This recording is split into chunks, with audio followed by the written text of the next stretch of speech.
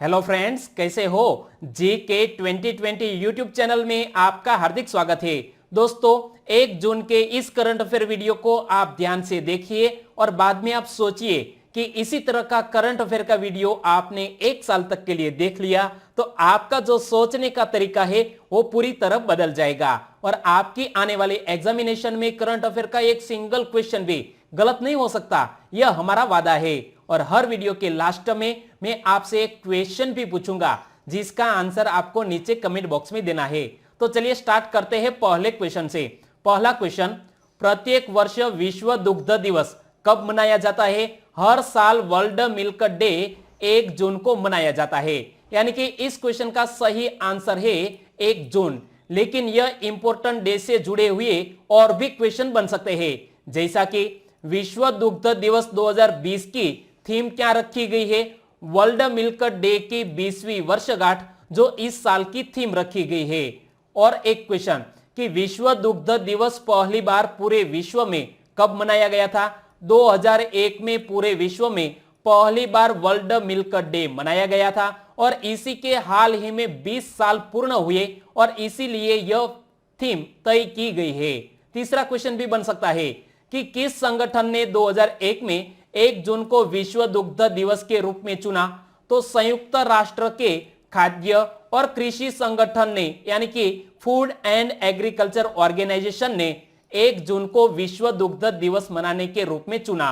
और यहां जब बात आती है FAO की, यानी कि food and agriculture organisation, Hindi में कहे तो खाद्य व कृषि संगठन, यह एक संयुक्त राष्ट्र की ही एक संस्था है और यह संयुक्त राष्ट्र आर्थिक व सामाजिक परिषद के अधीन कार्य करते हैं। और FAO की स्थापना कब हुई? 16 अक्टूबर 1945 को। और FAO का हेडक्वार्टर कहां पर स्थित है? इटली के रोम में। और वर्तमान FAO के अध्यक्ष कौन है? तो यहां आप देख सकते हैं क्यू डोंग्यू, जो FAO के वर्तमान अध्यक्ष है। और वर्तमान में FAO के कुल सदस्य कंट्री कितने हैं? 194। तो दोस्तों, FAO से जुड़े इतने फैक्ट आपको याद रखने हैं। तो दोस्तों, इसी तरह हर क्वेश्चन से जुड़े इंपॉर्टेंट फैक्ट मैं आपके सामने रखता हूं। हमारा यह तरीका आपको अच्छा लगता है तो लाइक करना मत भूलिएगा। दूसरा क्वेश्चन, आयुष मंत्रालय और किसने संयुक्त रूप से वीडियो ब्लॉगिंग प्रतियोगिता my life my yoga launch किया। तो हाल ही में हमारे आयुष मंत्रालय ने ICCR के साथ मिलकर यह वीडियो ब्लॉगिंग प्रतियोगिता my life my yoga launch किया है। और इसका शुभारंभ किसने किया है? हमारे प्राइम मिनिस्टर ने। तो देखो, माई लाइफ माई योगा प्रतियोगिता आयुष मंत्रालय एवं भारतीय सांस्कृतिक संबंध परिषद, इंग्लिश में कहे तो Indian council for culture relations का एक संयुक्त प्रयास है। और यहां हाल ही में यह क्वेश्चन सुर्खियों में क्यों आया है? क्योंकि 21 जून को हम विश्व योगा दिवस मनाने वाले हैं।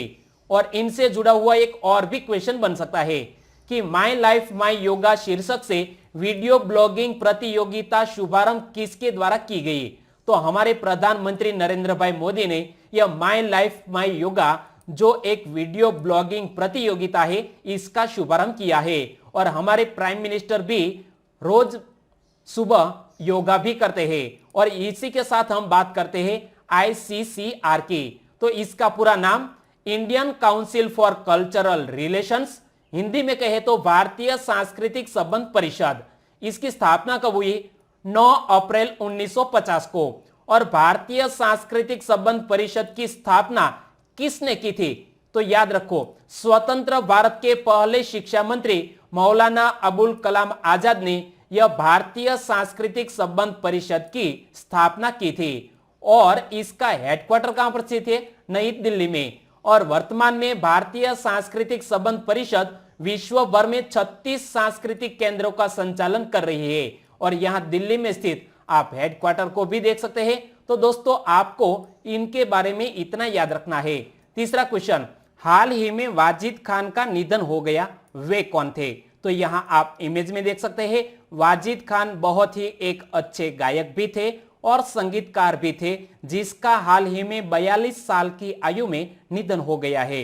यानी कि इस क्वेश्चन का सही आंसर है ऑप्शन डी, ए और बी दोनों। और आप यहां इमेज में देख सकते हैं साजिद वाजिद की जोड़ी ने बहुत सी सलमान खान की फिल्मों में काम किया है। तो देखो, वाजिद साजिद की जोड़ी के साथ सलमान खान का हमेशा से ही खास रिश्ता रहा है। उन्होंने 1998 में फिल्म प्यार किया तो डरना क्या इससे बॉलीवुड में अपना डेब्यू किया और जिसके बाद उन्होंने गर्व, तेरे नाम, तुझको ना भूल पाएंगे, पार्टनर जैसी कई फिल्मों में अपना संगीत भी दिया। लेकिन अब साजिद वाजिद की जोड़ी टूट चुकी है और वाजिद खान का निधन हो गया है।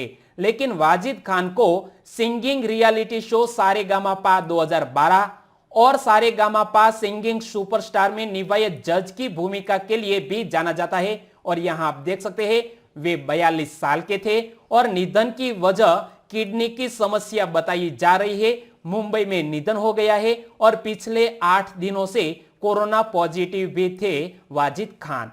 चौथा क्वेश्चन, अब फसाई के नए मुख्य कार्यकारी अधिकारी कौन होंगे? फसाई के नए सीईओ होंगे अरुण सिंघल, यानी कि इस क्वेश्चन का सही आंसर है ऑप्शन ए अरुण सिंघल। लेकिन फसाई का पूरा नाम क्या होता है? Food safety and standards authority of India फसाई का पूरा नाम है और जिसके सीईओ बन गए हैं अरुण सिंघल। लेकिन अरुण सिंघल किसका स्थान लेंगे वो भी एक क्वेश्चन बनता है। तो अरुण सिंघल जीएसजी अयंगर का स्थान लेंगे और अरुण सिंघल वर्तमान में स्वास्थ्य और परिवार कल्याण विभाग के विशेष सचिव के रूप में सेवारत है और वो अब बन जाएंगे फसाई के सीईओ। और फसाई खाद्य पदार्थों के विनिर्माण, भंडारण, वितरण, बिक्री और आयात को विनियमित करने के लिए भारत की एक शीर्ष निकाय है। फसाई किस मंत्रालय के अधीन आता है? तो हमारे स्वास्थ्य और परिवार कल्याण मंत्रालय के अंतर्गत यह फसाई आता है। यह बात भी आप याद रख लीजिए। पांचवा क्वेश्चन, संयुक्त राष्ट्र द्वारा 1 जून को वैश्विक स्तर पर किस दिवस के रूप में मनाया जाता है? यूनाइटेड नेशंस के द्वारा वैश्विक लेवल पर 1 जून को माता पिता दिवस के रूप में मनाया जाता है। यानी कि इस क्वेश्चन का सही आंसर है ऑप्शन बी माता पिता दिवस। लेकिन अंतरराष्ट्रीय महिला दिवस, मातृ दिवस, विश्व परिवार दिवस कब मनाया जाता है उनके बारे में भी मैं आपको बता दूं। तो हर साल 8 मार्च को अंतरराष्ट्रीय महिला दिवस मनाया जाता है और माता पिता दिवस 1 जून को मनाया जाता है।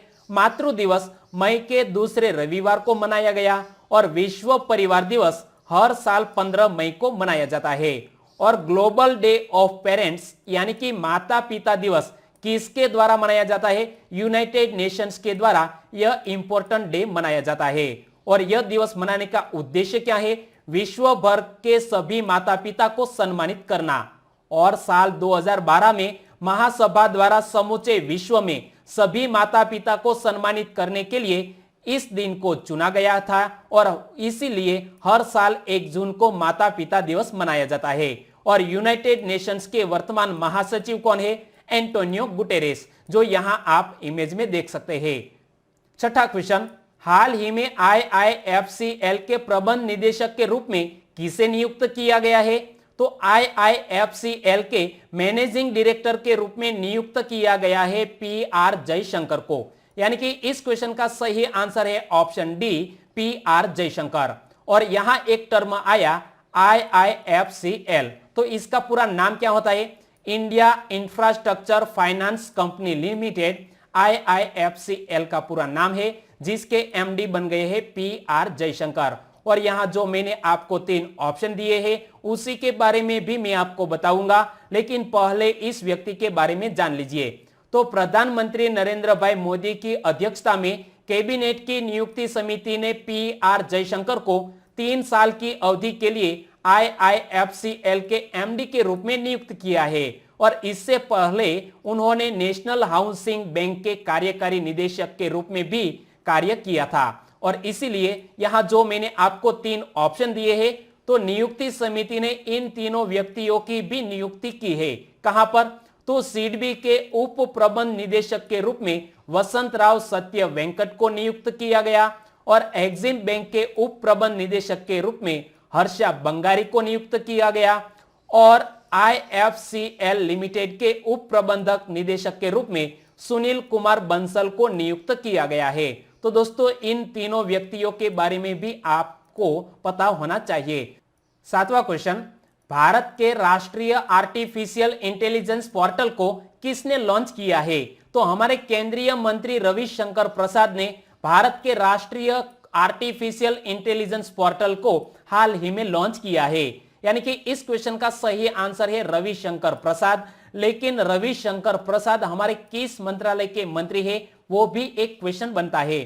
तो केंद्रीय इलेक्ट्रॉनिक्स और आईटी, कानून और न्याय और संचार मंत्री है रविशंकर प्रसाद, और उन्होंने भारत के राष्ट्रीय आर्टिफिशियल इंटेलिजेंस पोर्टल को लॉन्च किया है। लेकिन इस पोर्टल का नाम क्या रखा गया है? AI.gov.in, और इसी तरह के शॉर्ट नाम लिखे जाते हैं पोर्टल के नाम। तो दोस्तों, भारत का राष्ट्रीय आर्टिफिशियल इंटेलिजेंस पोर्टल इलेक्ट्रॉनिक्स और आईटी मंत्रालय द्वारा आईटी उद्योग के साथ संयुक्त रूप से विकसित किया गया है, और इसको हाल ही में हमारे रविशंकर प्रसाद ने लॉन्च किया है। 8वां क्वेश्चन, हाल ही में सरकार ने ISPS इंटरनेट सेवा प्रदाता को किस वेबसाइट को ब्लॉक करने का आदेश दिया है? तो हमारी भारत सरकार ने ISPS इंटरनेट सेवा प्रदाता को एक फाइल शेयरिंग वेबसाइट है जिसका नाम है वी ट्रांसफर, उसे ब्लॉक करने का आदेश दिया है। और यानी कि इस क्वेश्चन का सही आंसर है वी ट्रांसफर। तो देखो, सरकार ने इंटरनेट सेवा प्रदाताओं को नीदरलैंड की वेबसाइट वी ट्रांसफर पर 2 डाउनलोड लिंक को और पूरी वेबसाइट vtransfer.com को ब्लॉक करने को कहा है। और वी ट्रांसफर को बंद करने की वजह सार्वजनिक हित और राष्ट्रीय सुरक्षा कही जा रही है। और WeTransfer file sharing site है, और कहां की है? तो याद रखो, नीदरलैंड की यह फाइल शेयरिंग साइट है जिसे ब्लॉक करने का आदेश भारत सरकार ने दिया है। 9वां क्वेश्चन, हाल ही में मरीन स्टीवार्डशिप काउंसिल द्वारा किस नाम से एक बुक प्रकाशित की गई है? मरीन स्टीवार्डशिप काउंसिल के द्वारा सस्टेनेबल ट्यूना हैंडबुक नाम से एक हाल ही में बुक प्रकाशित की गई है। यानी कि इस क्वेश्चन का सही आंसर है सस्टेनेबल ट्यूना हैंडबुक। और यहां आप इमेज में भी पढ़ सकते हैं सस्टेनेबल ट्यूना हैंडबुक, जिसको प्रकाशित किया है मरीन स्टीवार्डशिप काउंसिल ने। और प्रत्येक वर्ष 2 मई को विश्व ट्यूना दिवस मनाया जाता है, और ट्यूना एक मछली है, वो भी आप याद रख लीजिए। और मरीन स्टीवार्डशिप काउंसिल एक स्वतंत्र गैर लाभकारी संगठन है जो स्थायी रूप से मछली पकड़ने हेतु मानक निर्धारित करता है। और मरीन स्टीवार्डशिप काउंसिल की स्थापना वर्ष 1996 में हुई, और इसका हेडक्वार्टर लंदन में स्थित है। यह बात भी आप याद रख लीजिए। 10वां क्वेश्चन, हाल ही में G7 शिखर सम्मेलन को किसने स्थगित किया है? G7 शिखर सम्मेलन 10 जून से 12 जून को आयोजित होने वाला था, लेकिन कोरोना महामारी के कारण स्थगित कर दिया गया है। लेकिन उसे वीडियो कॉन्फ्रेंसिंग के जरिए ही आयोजित किया जा सकता था। लेकिन अमेरिकी राष्ट्र प्रमुख डोनाल्ड ट्रंप ने इस G7 शिखर सम्मेलन को स्थगित करने का ऐलान किया है। यानी कि इस क्वेश्चन का सही आंसर है डोनाल्ड ट्रंप। तो अमेरिकी राष्ट्रपति डोनाल्ड ट्रंप ने शनिवार को व्हाइट हाउस में जून में आयोजित होने वाले ग्रुप ऑफ 7, जिसे शॉर्ट में G7 कहते हैं, इस समिट को स्थगित कर दिया। और G7 में अमेरिका चाहता है कि भारत समेत कुछ अन्य बड़ी अर्थव्यवस्था वाले देश भी इस बैठक में हिस्सा ले। तो बहुत ही अच्छा डिसीजन भारत की तरफ से लिया है यह डोनाल्ड ट्रंप ने। और इसी के साथ हम बात करते हैं G7 की। तो G7 को ग्रुप ऑफ 7 के नाम से भी जाना जाता है, और G7 समूह देशों का 45वां शिखर सम्मेलन फ्रांस में हुआ था। कहां पर हुआ था? फ्रांस में हुआ था। और G7 दुनिया की 7 सबसे बड़ी कथित विकसित और उन्नत अर्थव्यवस्था वाले देशों का एक समूह है, जिसमें Canada, France, Germany, Italy, Japan, Britain और अमेरिका शामिल है। लेकिन अमेरिका ने जिक्र किया है कि भारत जैसे देशों को भी इसमें शामिल किया जाए। 11वां क्वेश्चन, हाल ही में फ्रांसीसी सरकार के 0.5 मिलियन यूरो का क्रिस्टोफ मेरी एक्स पुरस्कार किसने जीता है?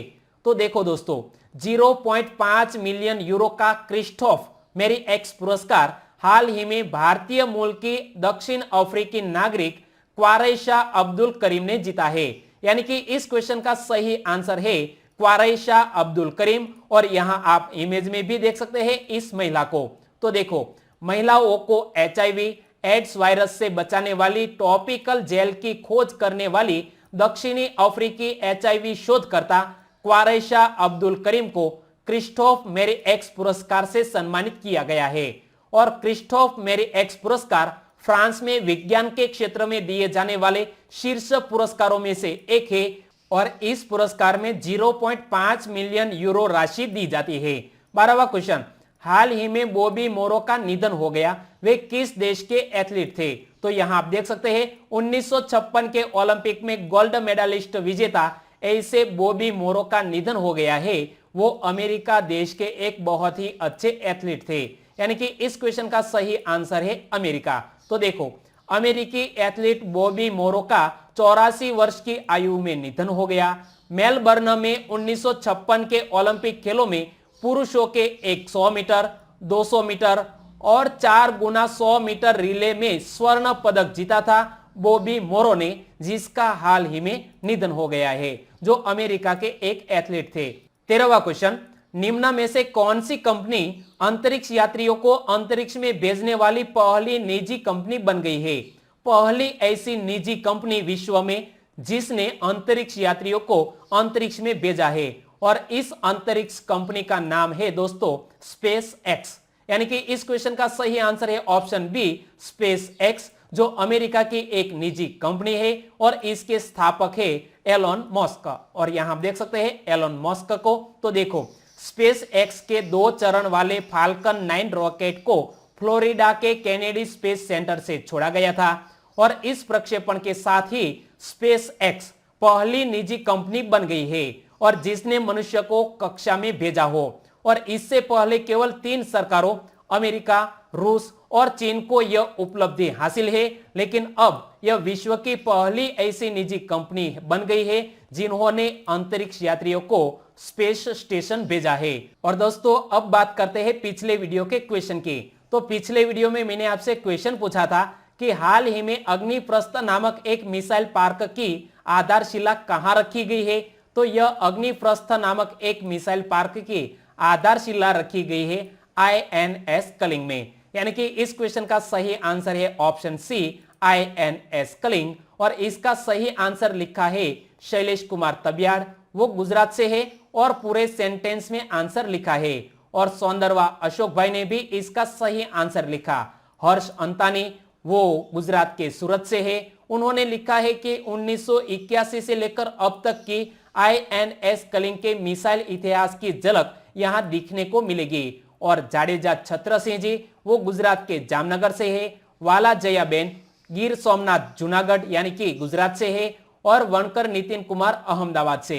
इन सभी दोस्तों ने इसका सही आंसर दिया। हमारे और भी सब्सक्राइबर फ्रेंड में है मेर शीतल, गुजरात के नवागाम से। प्रियंक चौधरी, उन्होंने भी इस क्वेश्चन का सही आंसर लिखा और पूरे सेंटेंस में लिखा। देबाशीष जैना, वो ओडिशा से है। तो दोस्त, आप भी करंट अफेयर में डेली क्वेश्चन का आंसर लिखा करो। बहुत ही खूबसूरत तरीके का जवाब आपने लिखा है, आपको बहुत बहुत धन्यवाद। और गजेंद्र नाहक, वो गोवा से है। और धवल रावल और विपेश ठाकुर, दोनों ने इसका सही आंसर दिया। सभी दोस्तों को सही आंसर देने के लिए बहुत बहुत धन्यवाद। और आज के वीडियो का क्वेश्चन ए रहा स्क्रीन पर। हाल ही में सुर्खियों में रही किरणजीत कौर के संदर्भ में कौन सा विकल्प सही है? यहाँ 4 ऑप्शन आपकी स्क्रीन पर है और उसी में से आपको चॉइस करना है कि किरणजीत कौर के संदर्भ में कौन सा ऑप्शन सही है और आंसर देना है नीचे कमेंट बॉक्स में। तो दोस्तों, आंसर देना मत भूलिएगा। और आज का वीडियो कैसा लगा, अच्छा लगा, हेल्पफुल लगा, तो आपके दोस्तों को इस वीडियो की लिंक फेसबुक, व्हाट्सएप और टेलीग्राम के जरिए शेयर करना मत भूलिएगा। कल फिर मिलेंगे नए करंट अफेयर के साथ। तब तक के लिए टेक केयर एंड जय हिंद।